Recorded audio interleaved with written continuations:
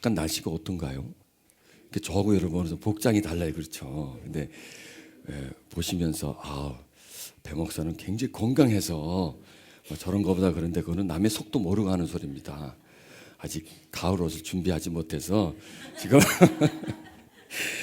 빨리 준비가 되면 이제 저도 이제 긴팔로 갈아입을 텐데 아직 조금 그래서 그렇습니다. 그러니까 함부로 이렇게 속단하지 마셔 주시길 바랍니다. 자, 오늘 우리 함께 나눌 말씀입니다. 십자가라는 그 의미가 너무나 소중하고 또 십자가와 연결된 그 순종이라는 의미가 너무나 소중해서 우리는 계속 이 부분에서 좀 머물러 있어야 합니다. 왜냐하면 이 부분은 그냥 싹 지나쳐 버리는 부분이 아니거든요. 여러분 이런 경험 있지 않습니까? 여행을 하다가 자동차로 막 달려가다가 좋은 경치를 보면 일단 차를 세웁니다. 심상치 않아서 너무 좋으니까 그 안으로 서서히 걸어 들어갑니다. 너무 좋은 거예요, 거기가. 그래서 거기에 그냥 머물러 있는 겁니다.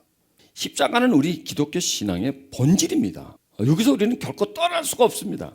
그래서 설교는 십자가를 가리키는 것이고 설교 속에서 십자가의 의미를 가까이 가는 것이 바로 설교다라는 겁니다. 물론 설교에 다룰 수 있는 내용이 참 많습니다. 또 그 다룰 수 있는 내용 중에 사람들이 듣고 싶어하는 설교, 들으면 참 좋은 설교, 들으면 기가 홀깃하고 그런 원하는 설교를 얼마든지 할 수도 있습니다. 그런데 중요한 것은 우리가 듣고 싶은 것보다는 하나님이 우리에게 하고 싶은 설교를 들어야 되는 것이죠. 아이는 엄마한테 자꾸 사탕만 달라고 합니다. 자꾸 과자만 달라고 합니다. 그런데 엄마는 그 아이에게 사탕과 과자를 주는 것보다도 음식을 먹이기를 원합니다. 또 음식에서도 아이는 햄버거, 핫도그, 피자 이런 기름진 음식을 원합니다.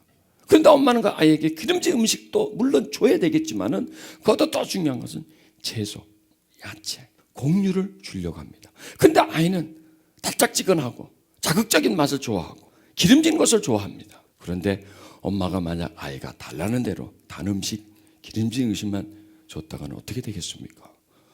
어릴 때부터 아이 병덩어리가 되겠죠. 그리고 그 아이는 나중에 성장해서 엄마를 원망할 겁니다. 엄마는 왜 내가 달라는 것만 줬어? 그게 사랑인가? 뭐 이렇게 할 것 아니겠습니까? 내가 달라는 것을 주지 않고 정말 나에게 필요한 것을 주지 왜 먹여가지고 나를 이런 병덩어리를 만들었어? 이렇게 하지 않겠습니까? 합니다. 분명히 합니다. 그 아이는 성장한 후에는. 우리가 그렇습니다. 달콤한 메시지. 행복합니다. 잘 되십시오. 어떡하십시오. 그건 정말 우리가 듣기는 참 좋아요. 그게 다 병덩어리가 된다는 겁니다. 꼭 필요한 것을 안 먹고 그렇게 안 먹어도 될 걸 간식거리를 너무나 많이 먹었기 때문에. 물론 그렇다고 해서 꼭 무슨 어떤 정식만 먹으라는 법은 없죠. 간식도 먹긴 하지만 간식과 정식이 뒤바뀌어 버릴 때는 병덩어리가 된다는 것입니다. 그래서 우리는 철저하게 십자가를 연구해야 됩니다. 내 마음속에 내 생각 속에 십자가가 또렷해 졌는데 살다 보면 흐려져요. 십자가는 아무리 믿음이 좋고 십자가가 분명하고 뚜렷해도 살다 보면 이 세상은 또 우리를 향하여 영적 전쟁을 걸어오는 그 마귀는 십자가를 계속 흐릿하게 만듭니다. 십자가에 예수님을 떼놓습니다.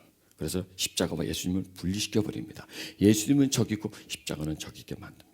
그리고 십자가를 흐려지게 만듭니다.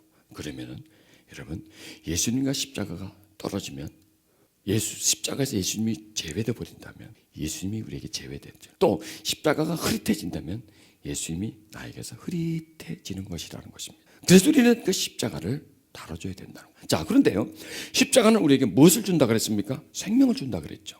생명을 주는 대신 우리에게 요구를 한다 그랬습니다. 뭘 요구한다 그랬어요? 순종을 요구한다는 것이죠. 그러니까 십자가에는 한 면은 은혜요, 한 면은 행위라는 겁니다. 그리고 그 은혜와 행위가 합쳐질 때 십자가처럼 플러스가 될 때 어느 완제품 생산된다는 것입니다. 자, 그런 의미에서 너희 안에 이 마음을 품어라. 그건 예수 그리스도의 마음이니 그는 근본 하나님의 본체시나 하나님과 동등됨을 취할 것으로 여기지 아니하시고 오히려 자기를 비어 종의 형체를 가져 사람들과 같이 되었고 사람들의 모양으로 나타나셨으며 자기를 낮추시고 죽기까지 복종하셨으니 곧 십자가에 죽으십니다.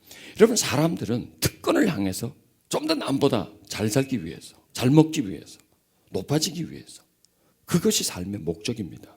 업그레이드죠. 계속 나를 업그레이드 시키겠다는 겁니다. 전에보다 좀 더 좋은 옷, 전에보다 좀 더 좋은 차, 더 좋은 집에서 살고 싶어하는 것이 인간입니다. 그래서 인간의 그 욕심은, 인간의 구조는 상승입니다. 계속 올라가는 겁니다. 한 단계 올라가는 겁니다. 그런데 만약에 올라가다가 떨어졌다면 그때부터 고통이 옵니다. 또 올라가야 되는데 못 올라갔다면, 나무 쑥쑥 올라가는데 나는 못 올라간다면 얼마나 그 고통입니까? 옆집에는 그냥 학교를 탁 달라붙어요. 우리 집에는 재수를 해야 된다면 그 얼마나 고통이겠습니까? 이렇게 뭔가 더 잘 되기를 원하고 잘 살기를 원하는 것이 인간의 본능이라는 것입니다. 그런데 우리는 여기서 이상한 구절을 봅니다. 내려가는 걸 봅니다. 업그레이드가 아니고 다운그레이드를. 자, 여기서 우리는 인간과 하나님의 차이를 발견합니다. 인간은요, 하나님이 되고 싶어 해요.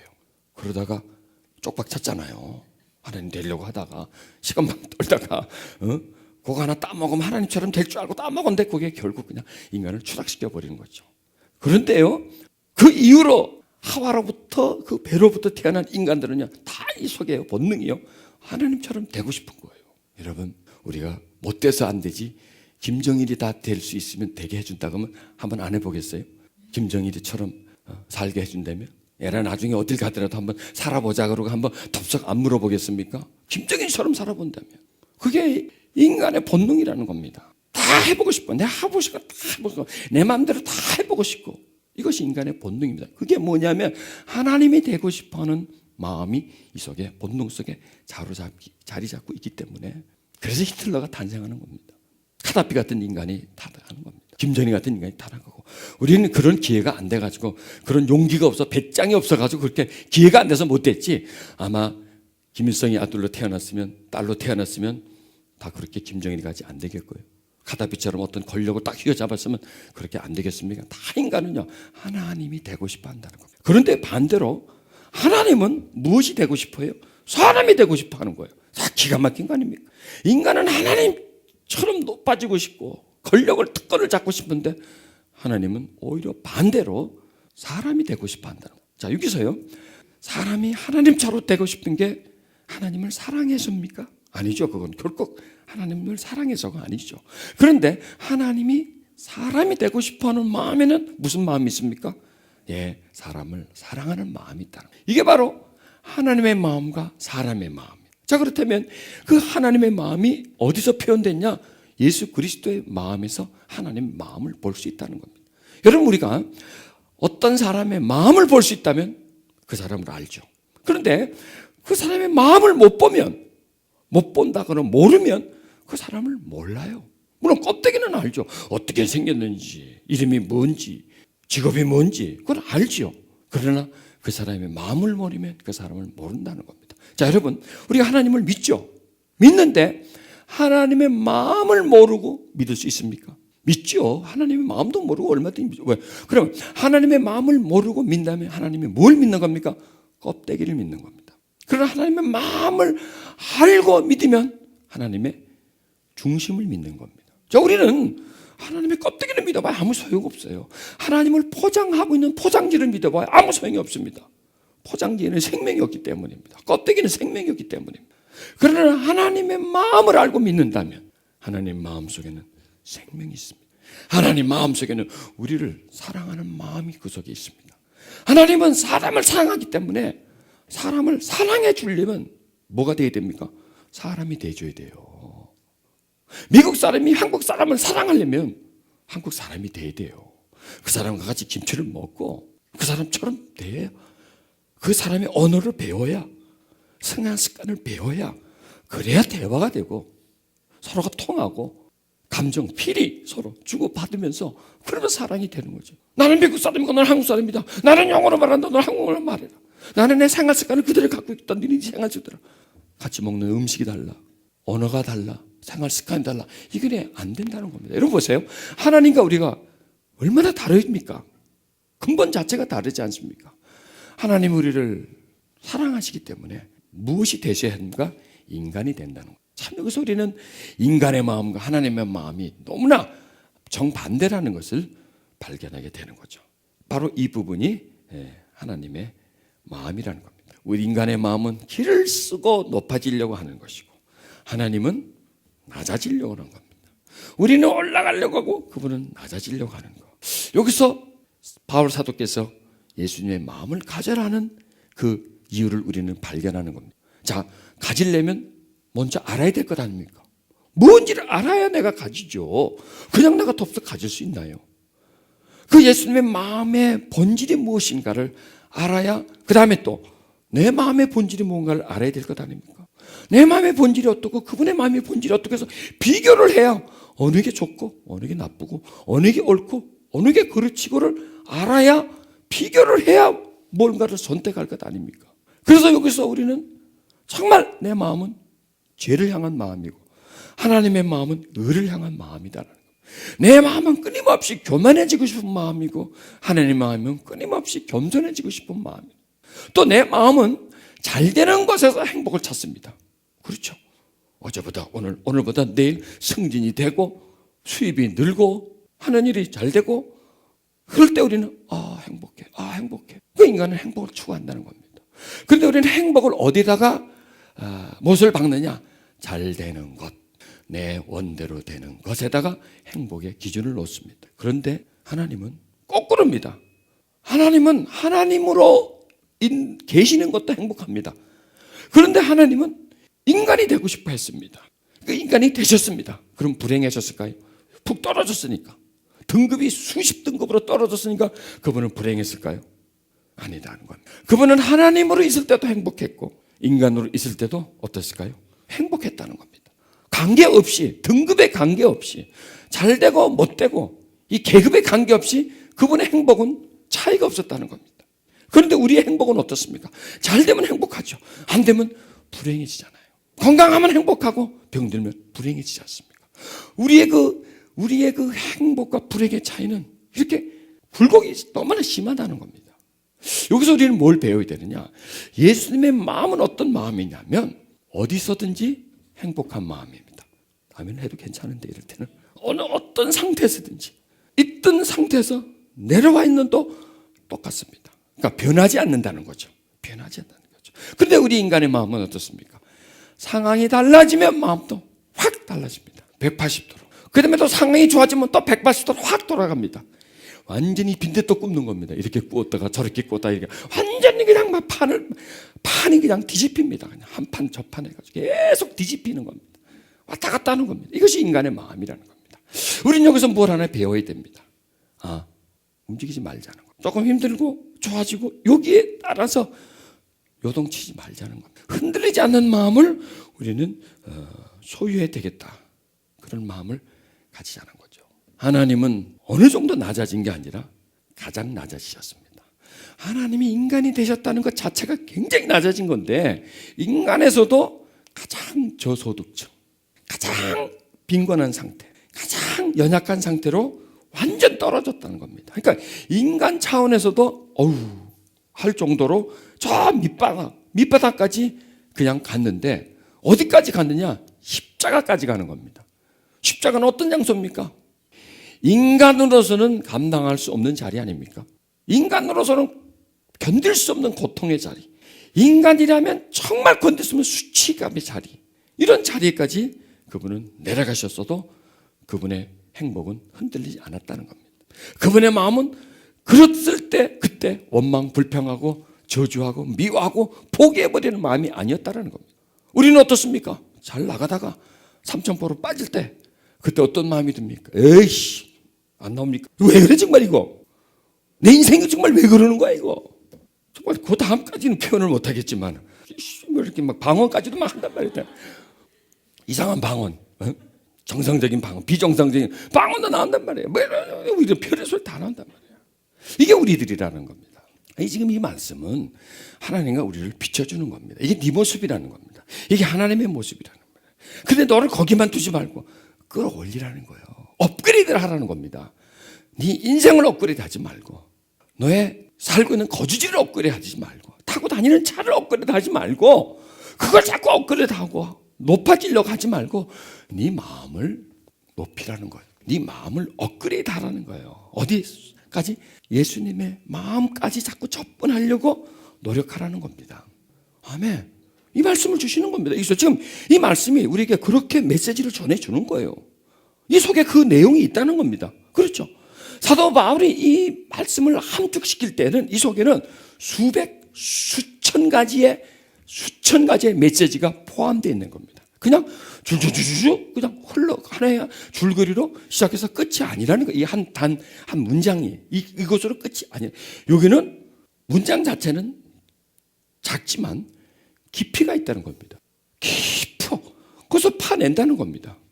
그래서 우리에게 이렇게 말씀해 주신다는 겁니다. 자, 우리는 믿으면서 비로소 십자가와 내가 생명의 관계로 연결됩니다. 그때부터 우리는 주님을 안다 이렇게 말할 수 있습니다. 그런데 중요한 것은 내가 믿는다고 나는 주님을 알지만 주님이 나를 아느냐 이거예요. 여러분 그런 관계가 될 수 있습니다. 지금 우리는 이렇게 좀 헷갈리고 있는 것 같아요. 내가 교회 다닌다. 내가 믿는다. 그럼 나는 주님을 안다는 거죠. 그럼 나는 아는데 그분이 나를 아느냐 이거예요. 알 수도 있고 모를 수도 있습니다. 그런데 주님이 나를 아는 사람보다도 모르는 사람이 월등히 더 많습니다. 마치 이것을 팬과 가수, 인기 연예인과의 관계를 보면 알 수가 있습니다. 원래 TV에서 나오는데요. 팬들이 나와가지고 자기가 좋아하는 가수의 특징을 말하는데 무슨 색깔을 좋아하고 뭘 잘 먹고 무슨 옷을 주로 입고 어디 살고 형제가 맺히고 몇 년도에는 뭘 했고 몇 년도에 뭘 했고 아주 그냥 꽤 차더라고. 그걸 이제 쭉 외우고 있더라고요. 아마 걔한테 이제 너희 아버님이 생신이 언제냐 그것도 모를 거예요. 너희 아버님이 무슨 음식을 좋아하냐 내가 어떻게 알아요 그거 뭐 이럴 거야 아마. 근데 거기에 대해서는 그렇게 꿰차고 있어. 그런데 지가 아무리 그 사람을 다 알고 있어도 그 사람은 그걸 모르는 거예요. 아무리 많이 알고 있어도 그게 관계가 없다는 겁니다. 그러니까 일방적인 내가 아는 관계죠. 자, 여기서 이 아이는 그 인기 연예인의 히스토리, 신상 명세서를 다 깨차고 있지만 마음을 모른다는 겁니다. 마음을 모르고 또 그 사람은 자기에 대해서 많이 알고 있는 사람의 마음을 모른다는 겁니다. 그러니까 서로가 마음을 모르면 껍데기만 알고 있는 거예요. 어떻게 알겠죠? 막 자기를 열성적으로 좋아하고 따라다니는 내 팬이구나 쟤. 뭐 그 정도밖에 더 알겠습니까? 근데 정말 그 아이와 어떤 인간관계라든지 이런 관계성이라는 것은 없다라는 겁니다. 여러분 우리가 예수님을 믿는데 팬이 인기 가수를 대해서 아는 것처럼 알아서는 안 된다는 겁니다. 그분의 마음, 그분의 중심 그것을 우리는 알아야 된다는 것입니다. 자, 우리가 예수님을 그냥 아는 것은요 머리에 있는 겁니다. 그러나 예수님을 사랑하는 것은 이 가슴 속에 있는 겁니다. 그러면 머리와 가슴까지는 거리가 얼마나 돼요? 물론 사람에 따라서 다르겠지만 한 20-30cm밖에 더 되겠습니까? 그런데 내가 그냥 그분에 대해서 아는 것은 머리에 있는 겁니다. 일방적인 관계는 머리에 있는 겁니다. 그분이 나를 알고 내가 그분을 아는 것은 가슴에 있는 겁니다. 예수님의 마음을 품으라는 것은 예수의 마음을 어디에 품습니까? 이 마음에 품는다는 겁니다. 머리에 예수님을 알아라, 이해해라. 그것은 머리입니다. 그럼 품으라 하는 이 가슴입니다. 그렇다면 머리와 가슴 차이는 얼마 되지 않지만 이게 영원한 거리입니다. 영원히 도달할 수 없는 거리입니다. 방법을 모르면 깨달음이 없으면 영원한 거리고 머리로 아는 것과 가슴으로 아는 것은 하늘과 땅 차이입니다. 여러분 예수님이 씨 뿌리는 비유를 합니다. 그냥 땅에 뿌리는데 그냥 굳은 땅에 씨앗이 있습니다. 어느 땅에 뿌렸는데 부드러운 땅에 들어갔습니다. 자, 그러면 딱딱한 땅에 뿌려진 것과 부드러운 땅에 뿌려진 것은 무슨 차이가 있을까요? 조금 차이죠. 요만큼 차이, 한 뼘 차이죠. 씨앗이 그냥 땅에 있는 거고 들어간 것 차이밖에 더 되겠습니까? 우선 지금 본다면. 그런데 시간이 좀 지나면 그 차이는 극과 극이죠. 이것은 그냥 뿌려졌다가 없어지는 거고 이것은 생명을 잉태하기 때문에 차이가 많다는 겁니다. 이것은요 그냥 땅 위에 뿌려진 씨앗과 땅 속에 뿌려진 씨앗 차이는 어마어마하다는 겁니다. 마찬가지입니다. 우리가 그냥 머리로만 알고 있는 예수님, 그 다음에 가슴에서 품고 있는 예수님은 이렇게 차이가 하늘과 땅 차이로 벌어진다는 것입니다. 우리는 예수님의 마음을 더 알고 더 배우려고 그분에게 다가가야 됩니다. 자, 그렇다면 왜 우리는 머리로만 있고 가슴 속으로 못 내려올까요? 여기에 차이가 있습니다. 여기서 성경은 말씀해 주고 있습니다. 복종, 순종이라는 겁니다. 머리에서 가슴으로 내려온다는 것은 믿음의 성장입니다. 믿음의 확장입니다. 알고 있는 예수님이 가슴속까지 온다는 것은 그 사람의 삶에 개입이 한다는 겁니다. 그럼 어떻게 하면 내가 알고 있는 예수님이 내 가슴속까지 올 수 있을까요? 답은 순종이라는 것. 자, 머리로 알고 있는 것도 믿음입니다. 그렇죠? 머리로 내가 알고 있어요. 믿어요. 내가 그분을 믿어요. 하나님의 아들임을 믿어요. 십자가에 못 박힌 것을 믿어요. 예, 알고 있단 말입니다. 알고 있는 것도 믿음입니다. 그런데 그 알고 있는 믿음이 가슴에 있는 것도 역시 믿음입니다. 같은 믿음이라고 말할 수 있습니다. 그런데 어떻게 하면 알고 있는 믿음이 이 가슴속까지 내려올 수 있느냐? 여기서 답이 순종이라는 겁니다. 자, 제가 이렇게 비유를 했죠. 믿음이라는 것은 벽돌 한 장이라고 생각했습니다. 벽돌 한 장만 가지고 아무것도 못합니다. 그래서 또 벽돌을 쌓습니다. 또 벽돌을 쌓습니다. 그런데 반드시 벽돌을 쌓을 때 벽돌과 벽돌 사이에 뭔가가 있어줘야 됩니다. 그냥 벽돌 위에다 벽돌을 쌓고 계속 쌓아서 어떤 물체를 집을 만들 수 있지만은 뭐가 와서 툭 부닥치면 다 무너져 버리겠죠. 그래서 벽돌과 벽돌 사이에 뭔가 반드시 벽돌과 벽돌을 지지해주는, 붙여주는 어떠한 물체가 있어줘야 된다는 겁니다. 그게 이제 시멘트죠. 우리가 이해하고 싶은 것. 그렇다면 그 벽돌은 믿음이라면 시멘트는 무엇일까요? 순종이라는 겁니다. 시멘트는 순종이라는 겁니다. 그래서 믿음에다가 내가 더 믿음을 가져야 될 것 아닙니까? 믿음을 더 성장시켜야 될 것 아닙니까? 그럼 반드시 그 믿음의 순종이 따라야 그 위에 믿음이 세워지는데, 그러면 밑에 믿음과 처음에 가진 믿음과 성장한 믿음이, 그 다음에 내가 이제 더 믿음 생활을 하다 보면 더 믿음이 가지지 않습니까? 그러면 두 믿음이 결합되어 있는데, 만약에 순종이 빠진다면 결합되가 되지만은 어떤 환란이 온다든지 충격이 오면 넘어져 버리는 거죠. 다시 원래 있던 믿음 하나, 그렇죠? 원래 벽돌 한 장, 꼭 한 장만 동굴 안에 거기 남고 있고 그 안에 쌓였던 것이 허물어져 버린다는 거. 여러분, 이게 남의 얘기, 우리 얘기라는 거. 내가 오랫동안 믿었습니다. 성경 공부도 많이 했습니다. 이 정도면 내가 믿음이 자랐다고 생각했는데 어떤 문제를 만났을 때에, 충격을 받았을 때에 그냥 허물어져 버리고 딸랑 옛날 그 본전으로 돌아갑니다. 그래도요, 본전을 하면 그래도 괜찮아요. 조금 있던 본전까지 다 까먹는 경우도 있거든요. 이게 우리들의 현실이라는 거예요. 그래서 참 믿음이 중요합니다. 그런데 믿음만큼 중요한 것이 있다면 순종이라는 겁니다. 다시 한번 설명합니다. 믿음만큼 중요한 것이 있다면 순종이라는 거예요. 십자가는 우리에게 구원을 주십니다. 그 다음에 요구하십니다. 우리에게 순종을 요구하십니다. 자, 십자가는 뭐냐면 자신을 버린 겁니다. 예수님 자신을 버린 겁니다. 자신을 포기했습니다. 그 다음에 예수님 우리에게 요구를 합니다. 너를 포기하라. 십자가는 뭐냐면 예수님의 자신의 뜻을 포기한 겁니다. 그렇죠? 내 뜻대로 마시고 아버지 뜻대로 하시옵소서가 그 십자가입니다. 그렇다면 그 십자가는 우리에게 뭘 요구하느냐? 네 뜻대로 하지 말고 내 뜻대로 하라는 겁니다. 다시 한번 설명합니다. 십자가는 예수님이 자신의 뜻을 버리고 아버지의 뜻을 받아들인 거죠. 자기의 뜻을 거부하고 아버지의 뜻을 인정한 거고, 그래서 올라간 겁니다. 그렇게 해서 우리에게 생명을 주신 후에 우리에게 요구를 합니다. 네가 나에게 생명을 받았다면 이제는 너는 네 뜻대로 하지 말고 내 뜻대로 하라는 거예요. 예수님이 내 뜻대로 말고 아버지 뜻대로 하시옵소서 한 다음에 그 다음에 네 뜻대로 하지 말고 내 뜻대로 하라는 거예요. 자꾸 내 뜻대로 하니까 배목사 뜻대로 하는데 그건 오해하지 마시고요. 자신의 뜻이 아닌 주님의 뜻을 따르는 것이 바로 십자가가 우리에게 요구하는 것이라는 겁니다. 그렇다면 십자가를 믿음으로 받았잖아요. 십자가를 믿는 게 바로 믿음입니다.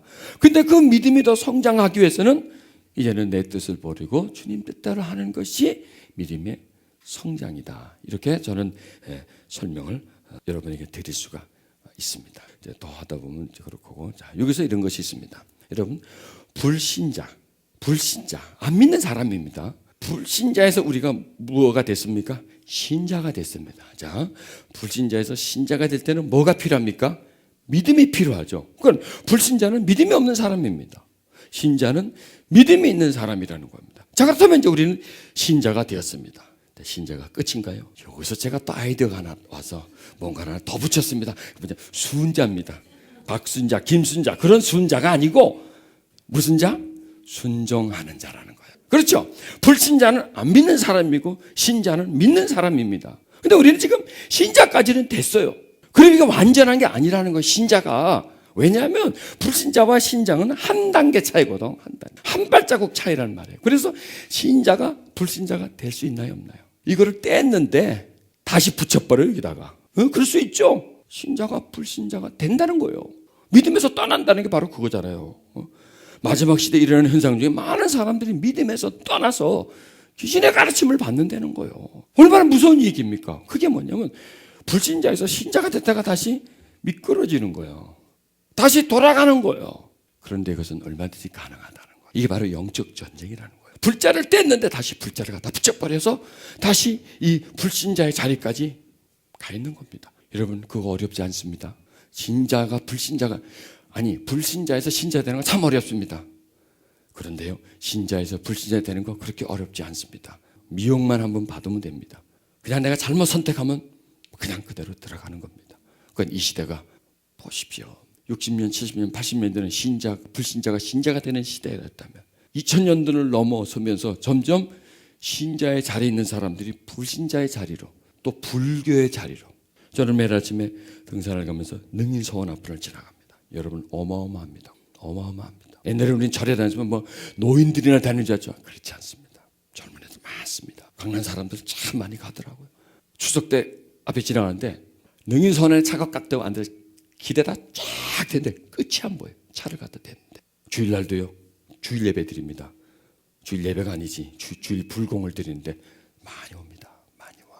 신자가 불신자가 돼요. 불자가 됩니다. 지금 사람. 전에 불자였어요. 그 사람들이. 절에 다니는 사람들이 하나님을 믿었습니다. 다시 돌아갑니다. 전에 구교 사람들이, 천주교 사람들이요, 이제 신교 사람이 됐습니다. 다시 구교로 돌아갑니다. 이런 숫자가 너무나 많습니다. 왜 그럴까요? 우리가 너무 믿음으로 구원받습니다. 믿음으로 구원받았다니까 우리는 뭐야? 믿음으로 구원받으면 땡이구나. 끝났구나. 이제 구원받았구나. 믿는 것으로 다 끝났구나. 끝났다라고 놉니다. 그런데 그게 아니라는 겁니다. 또 뭐가 하나 남았습니다. 신자에서 순자가 돼야 돼. 순자가. 이거는 철저하게 제가 만들어낸 단어입니다. 물론 순자라는 이름이 있겠지만은 어떻게 합성하느냐, 이제 그게 중요한 거 아닙니까? 불신자는 안 믿는 사람이요, 신자는 믿는 사람이요, 순자는 순종하는 자라는 겁니다. 그래서 신자의 자리에서 순종하는 자리까지 가면 불신자의 자리는 나와는 멀어져 버립니다. 기껏 가봐야 여기까지는 갑니다. 한 단계는 미끄러집니다. 그러나 다시 또 올라갑니다. 그러나 두 단계는 미끄러지지 않는다는 겁니다. 철저하게 나를 보호할 수 있는 자리가 바로 순자라는 겁니다. 순자. 여기 순자 혹시 이름 갖고 있는 분 있습니까? 참 좋습니다. 순자. 그래서 나는 순자가 되자. 신자에서 순자가 되자. 이거 어렵지 않잖아요. 밑에 살짝 바꾸면 되잖아요. 순자가 되자. 순종하는 자가 되자. 순종하는 자가 되자. 그래서 이 불신자에서 신자는 믿으면 되지만 신자에서 순자는 순종해야 된다. 여기서 이제 내 뜻을 버리는 거죠. 나를 따르지 않고 주님을 따르는 자, 순수하게 주님을 따르는 자가 바로 순자입니다. 저는 저와 여러분이 신자에서 순자가 되기를 바랍니다. 순자가 되기를 바랍니다. 그래서 교회는 신자의 숫자가 얼마냐가 중요한 것이 아닙니다. 결코 중요하지 않습니다. 신자의 숫자는 중요하지 않습니다. 중요한 것은 순자의 숫자입니다. 순자의 숫자가 중요한 겁니다. 왜?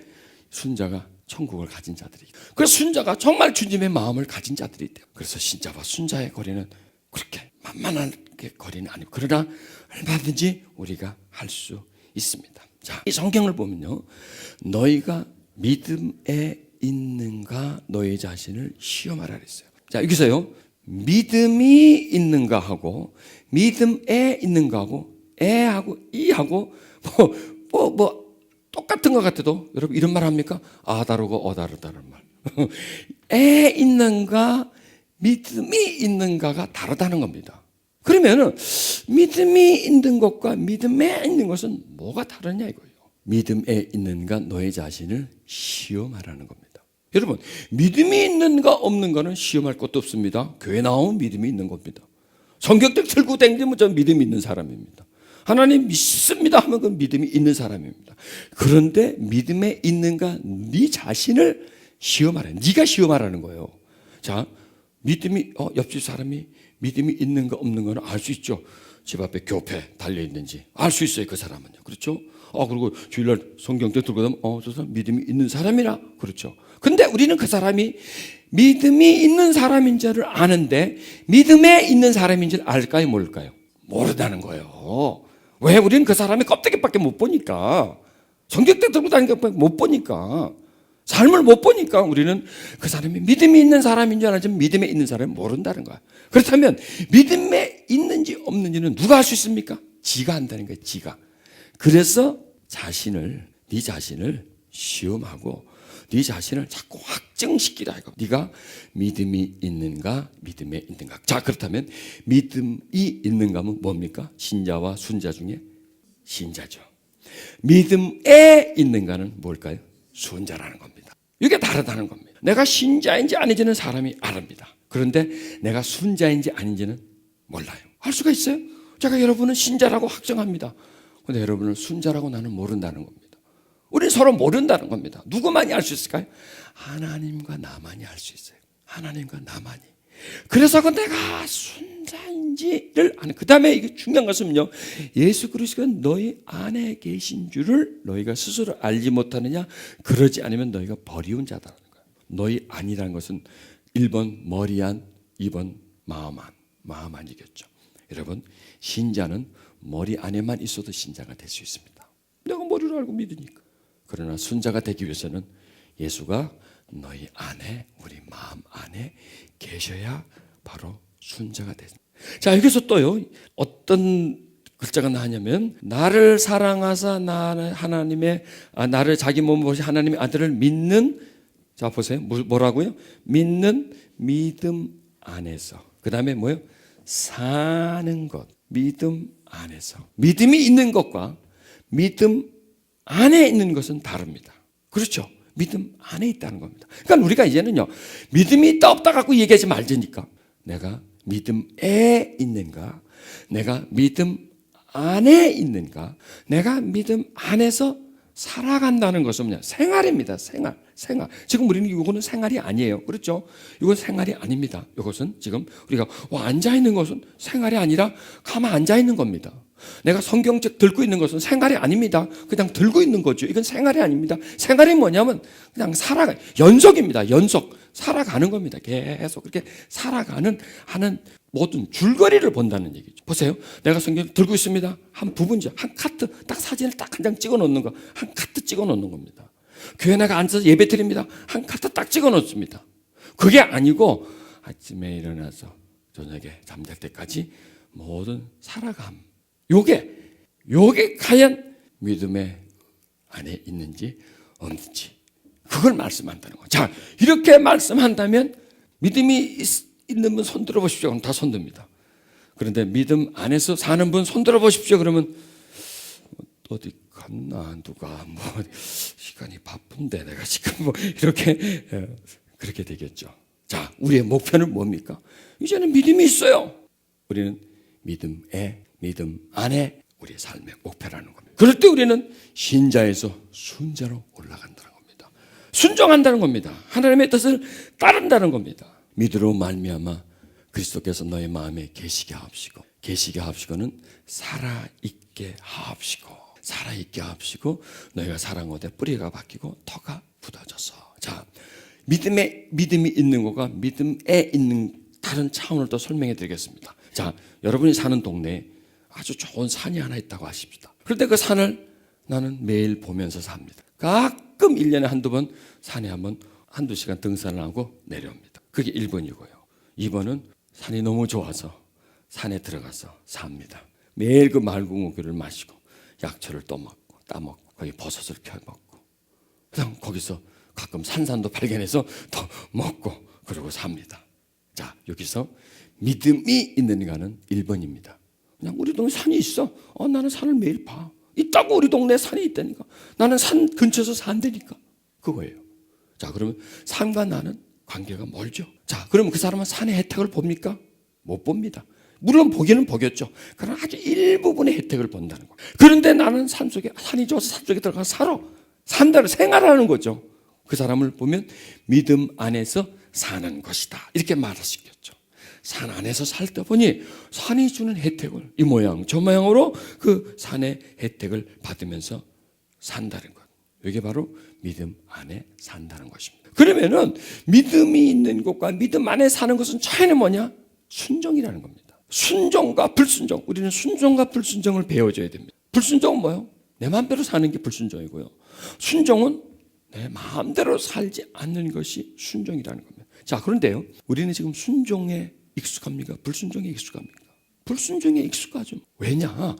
우리가 태어남 자체부터가 육신을 가지고 태어나. 그래서 이 육신, 육체의 핵심 사상은, 핵심 가치는 불순종입니다. 왜요? 아담과 하와가 불순종을 하면서 그로부터 잉태되어서 계속 흘러온 생명들이기 때문에 그 속에 가장 중심적인 본질은 불순종이라는 겁니다. 자, 그런데 예수님의 마음의 핵심 사상은 무엇입니까? 순종이라는 거예요. 그러니까 우리는 무슨 일에든지 불순종하는 게 인가지고요. 예수님은 무슨 일에든지 순종하는 게 예수님이다. 또 우리는요, 마음에 들면 순종하고 안 들면 불순종하는 게 인간이라면 예수님요, 들든 안 들든, 들면 물론 순종하겠지만 안 들어도 순종하는 데가. 그럼 우리는 조금 힘을 내서 내가 조금 어느 정도 할 수 있으면 순종입니다. 못하면 불순종입니다. 그런데 예수님의 마음은 한계가 없는 순종이죠. 죽는 것까지 다가가는 그러한 순종이 바로 예수님이시라는 거예요. 여러분 이 사실을 아십니까? 십자가에 못 박힐 때 예수님 혼자만 못 박힌 게 아니라 나도 거기에 같이 못 박혔다는 거예요. 그런데 같이 못 박힐 때 나는 죽었다는 겁니다. 그리고 예수님이 살면서 나는 다시 살아났다는 거예요. 자, 그런데 나는 육신의 몸을 가지고 있습니다. 십자가에 못 박힐 때 내 육체가 못 박혔습니다. 그래서 내 육체는 죽을 것이지만 미리 죽었습니다. 그리고 나한테 어떤 새 생명, 새 사람이 나한테서 탄생되었습니다. 그러니까 지금 우리는 몇 사람이라고요? 두 사람. 그래서 2인분 잡수시라고 했잖아요. 옛사람과 새 사람을 가지고 있습니다. 그런데 옛사람은 십자가에서 죽었지만 여전히 살아있거든요. 왜? 육신을 가지고 있고 세상과 둘러싸여져 있으니 옛사람은 살아있다는 겁니다. 자, 그런데 우리 속에 새 사람이 살아났단 말이에요. 새 사람도 있어요. 그런데 살아난 새 사람은 성장해야 되고 죽어야 할 옛사람은 계속 후퇴돼야 되는데 죽었는데도 아직 여전히 쌩쌩하고 살아났지만 아직도 비실비실하다는 겁니다. 믿음이 있는데도. 그렇다면 어떻게 하면 죽어야 할 이 육신을 후퇴하게 만들고 살아난 내 새 생명을 어떻게 하면 좀 더 팔팔하게 만드냐 이겁니다. 어떻게 하면 될까요? 거기에 답이 순종이라는 겁니다. 순종하면, 자 보세요. 순종이라는 것은 새 사람을 따르는 겁니까? 옛 사람을 따르는 겁니까? 새 사람을 따르는 거죠. 그렇죠. 순종이라는 것은. 그러니까 불순종은 옛 사람을 따르는 겁니다. 그러니까 내가 가지고 있는 습관, 내가 옛날부터 가지고 있는 내 사상, 내 가치관을 계속 진행해 가는 것이 불순종이고요. 그러니까 옛날에는 순종, 불순종이 있었나요? 없었어요. 우리가 거듭나기 전에는 순종, 불순종이 없었습니다. 그냥 사는 겁니다. 그런데 우리가 거듭나면서부터 우리가 순종해야 할 이유가 있는 거거든요. 순종이라는 것이 우리 속에 있다는 겁니다.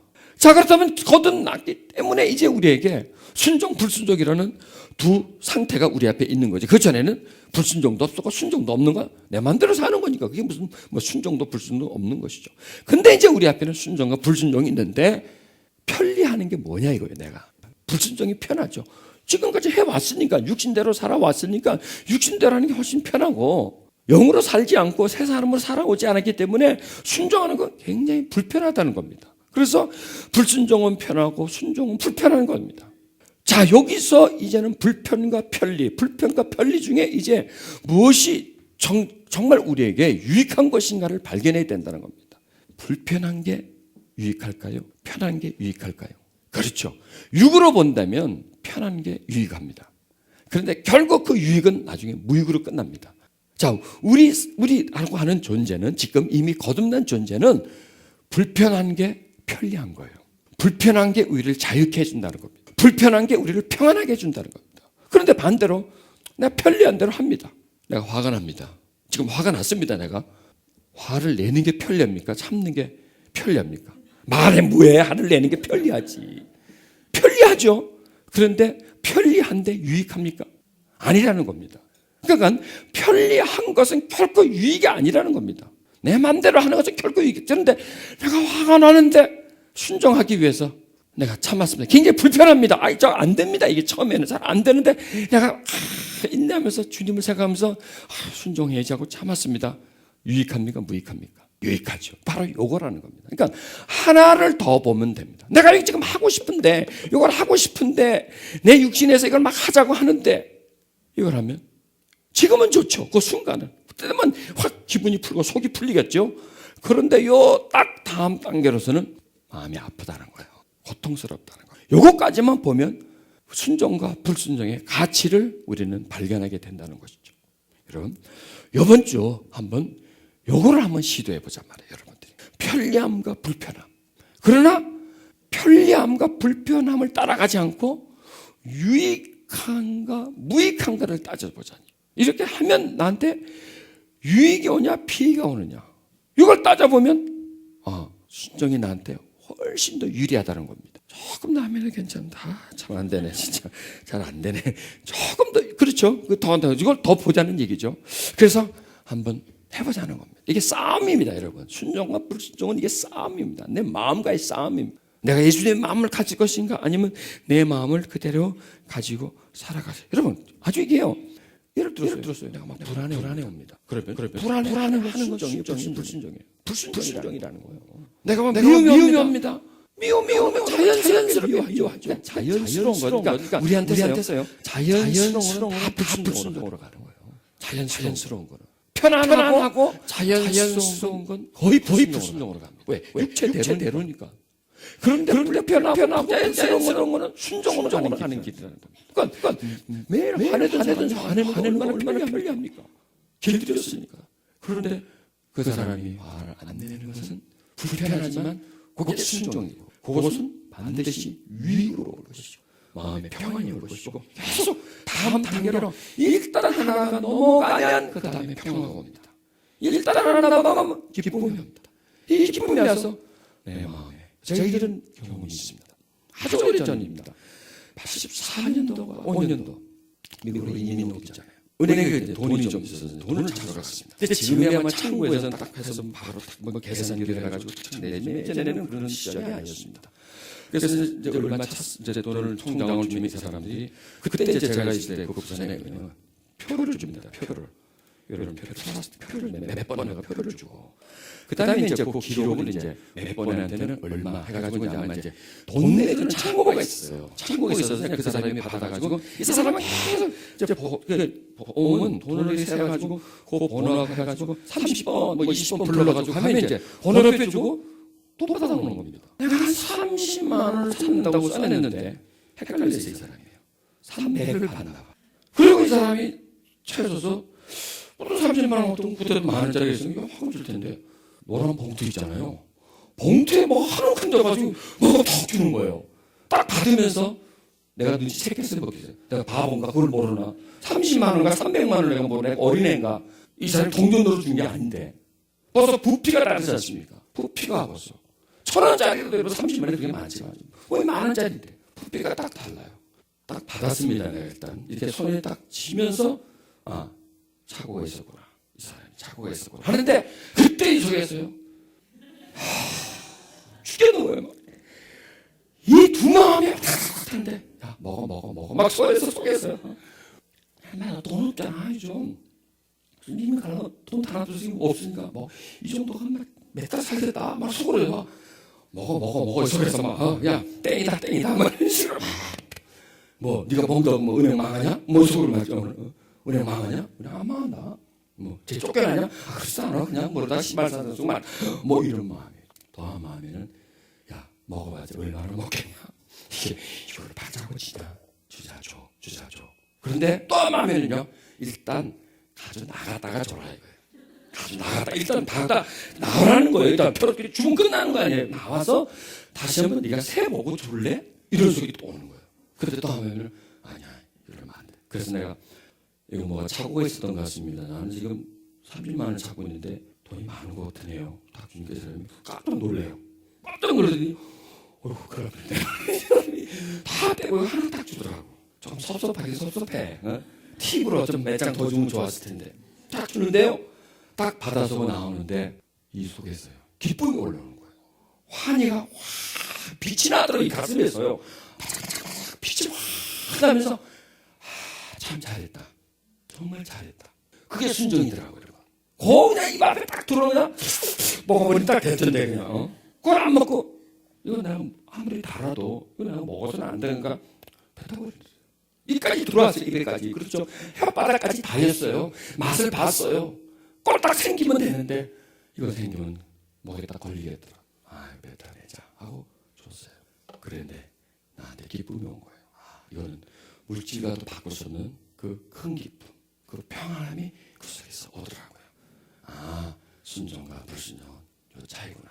여러분 기억하십시오. 아닌 것 같으면 뱉어내 보십시오. 거부하십시오. 그게 불편할지라도 먹는 것보다 훨씬 손해볼지라도 그러나 유익이 옵니다. 여러분 우리 시간을 기도하십시다. 여러분 어디로 가고 싶어 합니까? 무엇이 되고 싶어 합니까? 신자가 되고 싶어 합니까? 아니면 순자가 되고 싶어 합니까? 하나님은 우리에게 그것을 요구하십니다. 우리에게 순자를 요구하십니다. 순종하는 자가 되기를 하나님은 원하고 계십니다. 이 시간 우리 다 같이 기도하십시다. 하나님, 순종하는 내가 되게 해주시옵소서. 순종하는 내가 되게 해주시옵소서. 순종의 사람이 되게 해주시옵소서. 이런 두 손을 가슴에 얹으십시오. 주님 내 마음에 있으소서. 내 마음에 있으소서.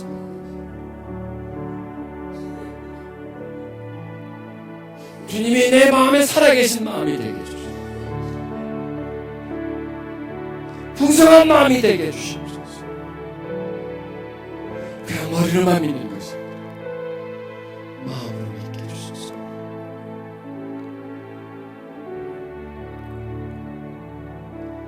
불순종의 자리에 있지 않고 순종의 자리에 나가게 주옵소서.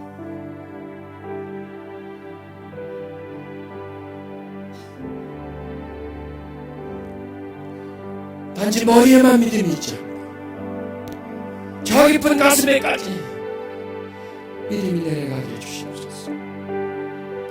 주여 세상에 지지 않게 해주시고 육신의 속삭임에 넘어가지 말게 해주시고 이기게 해주시옵소서. 주여 나는 순종해서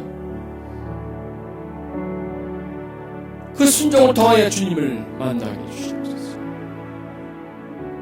내가 있는 불순종의 자리에서 순종의 자리까지 가게 해주시옵소서. 세상과 육신에 지는 자리에서 이기는 자가 되게 해주시옵소서. 나를 포기하고 나를 버리고 내 뜻을 버리고 주님의 뜻을 따르는 우리들이 되게 해주시옵소서. 순종하는 자가 되게 해주시옵소서. 주님 내 뜻대로 마시고 주님 뜻대로 하시옵소서. 여러분 이 기도문을 외우십시오. 내 뜻대로 마시고 주님 뜻대로 하시옵소서. 걸어갈 때나 앉을 때나 이 말씀을 외워서 가슴에 심기십시오. 내 뜻대로 마시고 주님 뜻대로 하시옵소서. 내 뜻대로 마시고 주님 뜻대로 하시옵소서. 내 마음대로 하지 말게 하시고 주님 마음대로 하게 해주시옵소서. 나를 버리고 주님을 받아들이게 해주시옵소서. 내 뜻을 버리고 주님 뜻 받아들이게 해주시옵소서. 내 뜻대로 마시고 주님 뜻대로 하옵소서.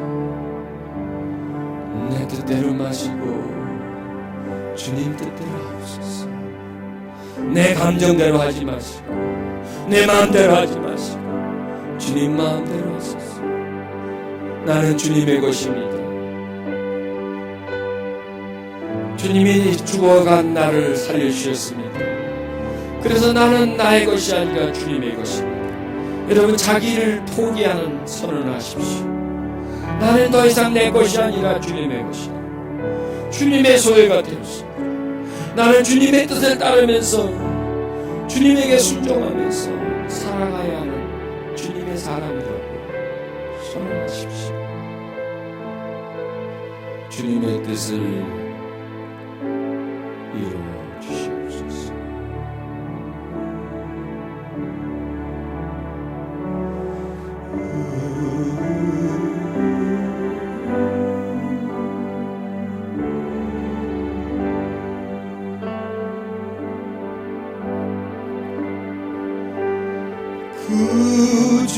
구주를 생각만 해도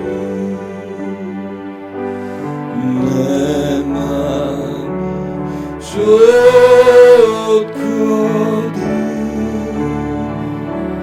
주 얼굴 배울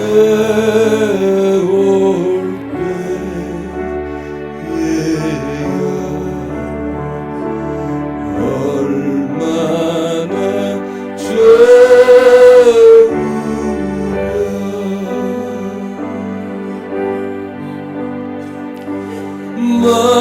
만민의 구주 예수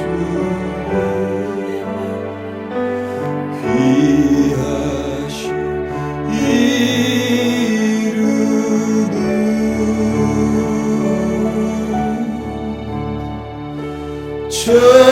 천지의 온갖 이름 중 비할 데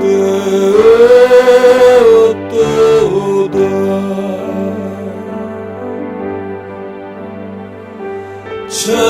자네게 하는 자에게 소망이 되시고 구하고 찾는 자에게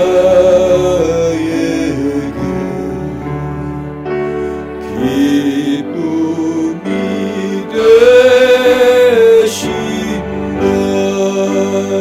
우리 같이 찬양합니다. 예수의 넓은 사랑은, 예수의 넓은 사랑은 어찌다 말하랴. 그 사랑받은 사람만 그 사랑하도다.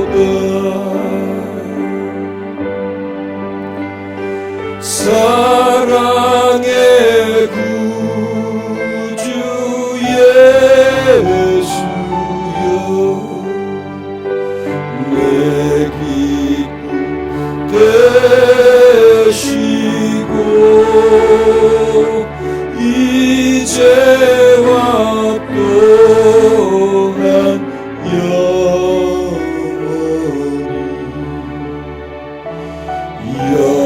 영원히 되소서. 4절 5절 한 번 더 부르겠습니다.